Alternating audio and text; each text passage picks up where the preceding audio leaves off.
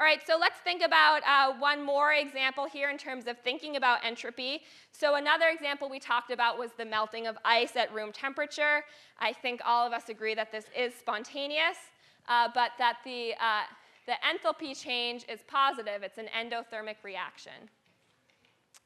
So we can think about calculating the entropy here, and I'm happy to see that I did in fact put the products H2O here as a liquid, subtracting the reactant, which is H2O, as a solid.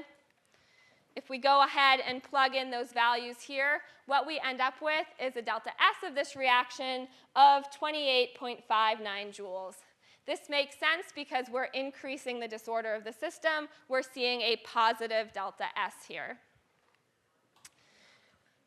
And I just answered that question for you. We're going, why is delta S positive? We're going from a solid to a liquid. We're increasing disorder. So we can calculate delta G as well. And if we do this, we plug in these numbers here. What we end up with is that delta G equals negative 1.57 kilojoules per mole.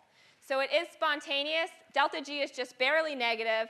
And what actually is the case, which we'll talk about more on Monday in thinking more and more about how temperature actually affects these reactions.